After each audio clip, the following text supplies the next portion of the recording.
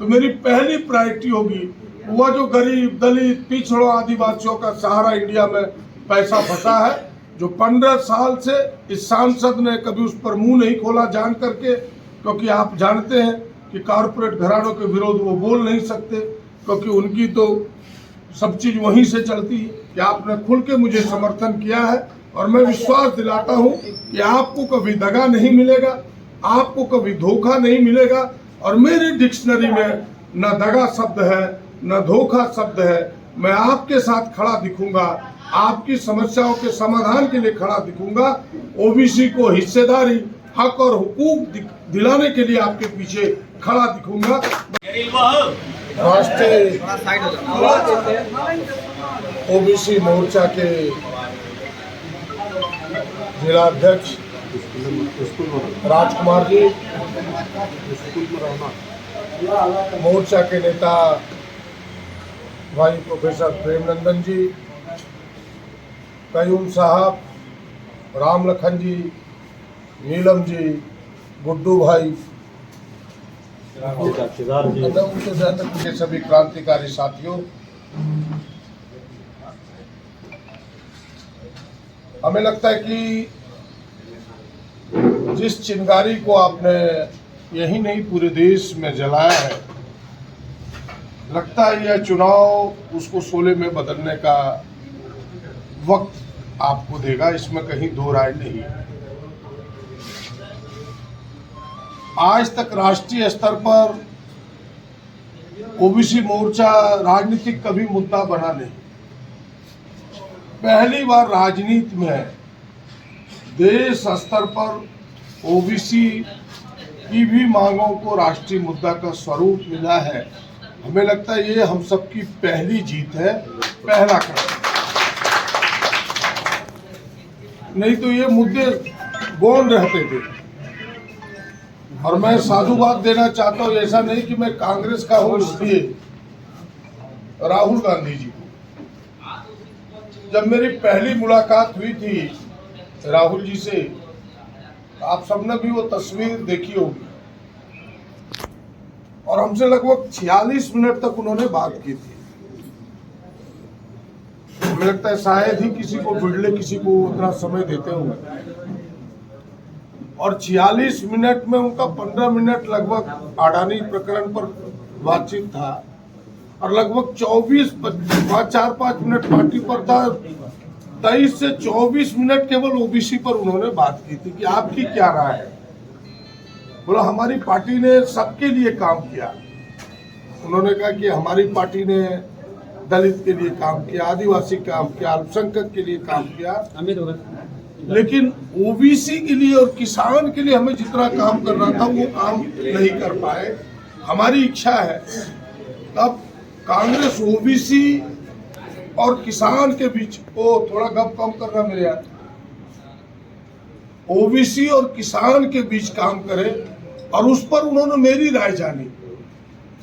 और आपने देखा होगा जब उनकी यात्रा चली तो पहला भाषण पाकुड़ में उनका था, उसमें उन्होंने ओबीसी का जिक्र नहीं किया। जब यहाँ वो आए और जब हमको उन्होंने अपनी गाड़ी पर लिया, बोला कि मेरी जो राय थी उस पर आप बताइए कि यह मेरा मुद्दा रहे कि नहीं झारखंड में। तो हमने कहा इससे बेहतर कोई आपका मुद्दा राजनीति हो नहीं सकता है। और फिर आपने देखा होगा कि यहीं से जो उन्होंने प्रारंभ किया सरकंडा से, पूरे देश में इस मुद्दे को वो रखते रहे, और वो आज एक राजनीतिक मुद्दा बन गया है कि ओबीसी की हिस्सेदारी, ओबीसी की भागीदारी। और हमें लगता है कि मैं धन्यवाद देता हूँ हृदय से कि हम जैसे लोग तो लगे ही थे, लेकिन एक बड़े नेता दुनिया में जिनका कद है, अच्छे नेता के रूप में, ईमानदार नेता के रूप में, और हमें लगता है कि वह जो मुद्दा बना और जो ओबीसी का आज समर्थन मिला है इंडिया गठबंधन को, पूरे देश के परिणाम में एक अद्वितीय परिवर्तन होने वाला है, इसमें कई शक की बात नहीं। उसके परिवर्तन के कारण आप सब हैं, हम सब हैं, और आपने यहाँ मुझे समर्थन दिया है। और आप जानते हैं कि मेरी पहचान ही इसी से है। कई लोग तो मुझे यह कह देते हैं कि नहीं ये तो प्रो ओबीसी है, प्रो एसटी है, प्रो एससी है, प्रो मुस्लिम है।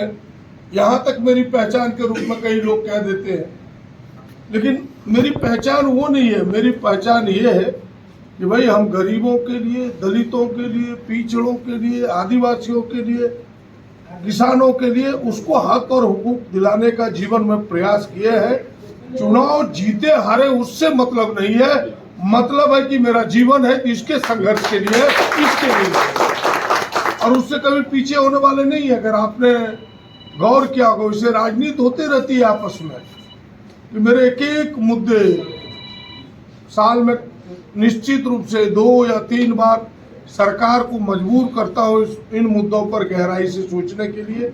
और आपने देखा होगा कि विधानसभा में कई बार इस मुद्दे को सामने रखा। सरकार ने इन चीजों में प्रयास भी किया, लेकिन कुछ अड़चने हैं, और वो अड़चन यहाँ से नहीं है, वो अड़चन दूर होगा दिल्ली से। और दिल्ली में झारखंड की खास करके हिस्सेदारी की बात, ओबीसी की हिस्सेदारी की बात झारखंड के किसी सांसद ने आज तक नहीं उठाया। अगर ये बात झारखंड की तरफ से उठता तो झारखंड का जो वो 27% का आरक्षण है उसका समाधान हो जाता। और मैं आपको वचन देता हूं कि मेरे जहन में 2-3 मुद्दे हैं जिन मुद्दों को मैं प्रायोरिटी देने वाला हूं। अगर लोकसभा में आप सबकी सौजन्य से मौका मिला, एक मुद्दा तो हमने गरीबों के हिस्से को लिया है कि जो सहारा इंडिया में लाखों गरीबों का यहाँ पैसा फंसा है, न हजार की बात मैं नहीं करता हूँ, इस लोकसभा में लाखों गरीबों का पैसा फंसा है। और हमारे पास खत अगर आप देखिएगा, जब से इस मुद्दे को हमने उठाया है, लगभग 4.5-5 कल तक 4600 खत और लगभग 10,000 मैसेज आ चुके हैं। इस मुद्दे को प्रायोरिटी से आप लीजिए। मैंने लोगों को वचन दिया है कि अगर लोकसभा में गया, जिसकी उम्मीद थोड़ी ज्यादा जगी है आप सबके आस से, आप सबके प्रयास से, तो मेरी पहली प्रायोरिटी होगी वह जो गरीब, दलित, पिछड़ों, आदिवासियों का सहारा इंडिया में पैसा फंसा है, जो 15 साल से इस सांसद ने कभी उस पर मुंह नहीं खोला जान करके, क्योंकि आप जानते हैं कि कारपोरेट घरानों के विरोध वो बोल नहीं सकते, क्योंकि उनकी तो सब चीज वहीं से चलती है। मैं उस पर कुछ बोलना नहीं चाहता, लेकिन मेरी पहली प्रायोरिटी होगी कि सहारा इंडिया का पैसा उन गरीबों के घरों में वापस हो। ये मेरी पहली प्राथमिकता होगी, लड़ाई का पहला हिस्सा होगा। और दूसरा, हमने कहा कि प्रायोरिटी से यह जो 27% आरक्षण है ओबीसी का, जो बार बार लटक जाता है, महामहिम के यहाँ से ही लौट जाता है। भाई महामहिम कौन है? वो तो भारत सरकार के ही प्रतिनिधि है, भारत सरकार का ही प्रतिनिधित्व करते हैं। मेरा यह सवाल लोकसभा में प्रायोरिटी से होगा और हम वहां रहे, हमें लगता है कि ओबीसी को चाहने वाले लोग, सारे लोग गोल बंद होंगे और झारखंड का यह जो लंबित सवाल है उसका समाधान पहले ही कदम में कराने का प्रयास करेंगे। मैं ये आपको वचन देता हूँ, ये आपको श्योर करता हूँ। दूसरा कि भाई जाति जनगणना की बात है, हमारी पार्टी ने मैनिफेस्टो में भी कहा है, और हम जैसे लोग तो लड़ते रहते हैं यहाँ भी।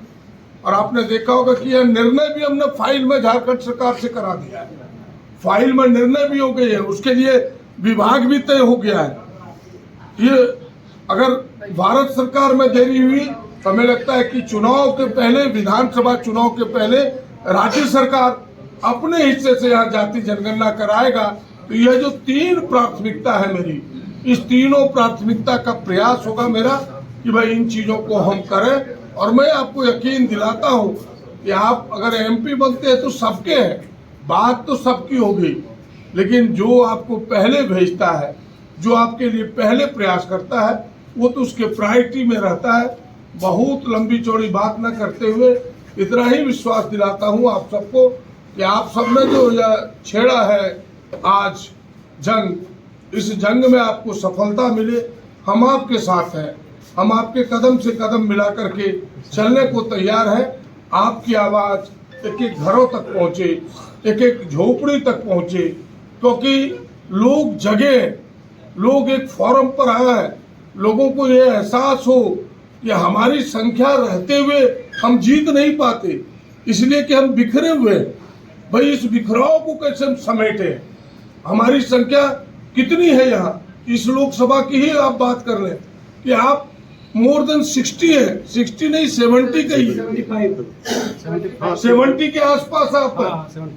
और फिर भी आपके लोग जीत नहीं पाते। इस लोकसभा के 16वां यह चुनाव है। पहले जो 13 चुनाव हुए, 15 चुनाव हुए, उसमें से 3 बार केवल हमारे प्रतिनिधि नहीं जीते, 3 बार, 12 बार हमारे प्रतिनिधि जीते हैं। यह 3 बार से यह बिखराव आया है हाल के दिनों में। पहला भी जो सांसद जीते थे, क्या नाम था सेठ जी का, हिम्मत सिंह का, हाँ, किसी भी पार्टी से जीते हो, पार्टी की हम बात नहीं कर रहे हैं, अपने लोगों की बात कर रहे हैं। 3 बार मुस्लिम समुदाय से जीते, वो भी ओबीसी समाज से आते थे। 6 बार यादव समुदाय से जीते, वो भी ओबीसी समाज से आते थे। जगदीश नारायण मंडल, सूरज मंडल, तमाम लोग सब ओबीसी समाज से आते थे। यानी इसका प्रतिनिधित्व 15 में से 12 बार ओबीसी समाज ने किया है। इस लोकसभा का 15 चुनाव में से 3 बार से हम बिखरे हैं। इस बिखराव को हमें रोकना है, और बिखराव रुकेगा हमसे नहीं, बिखराव आप जैसे लोगों से रुकेगा। आपको आगे आना होगा। जो आपने कदम बढ़ाया है, हम आपके साथ हैं। इस बिखराव को रोकिए, फिर आपको कोई इस चुनाव से जीतने से रोक नहीं सकता है। हम आपके प्रति आभारी हैं कि आपने खुल के मुझे समर्थन किया है, और मैं विश्वास दिलाता हूं कि आपको कभी दगा नहीं मिलेगा, आपको कभी धोखा नहीं मिलेगा। और मेरे डिक्शनरी में न दगा शब्द है, न धोखा शब्द है। मैं आपके साथ खड़ा दिखूंगा, आपकी समस्याओं के समाधान के लिए खड़ा दिखूंगा। ओबीसी को हिस्सेदारी, हक और हुकूक दिलाने के लिए आपके पीछे खड़ा दिखूंगा। बस इतनी ही बात कर सकता हूँ। बहुत लंबी चौड़ी बात न करते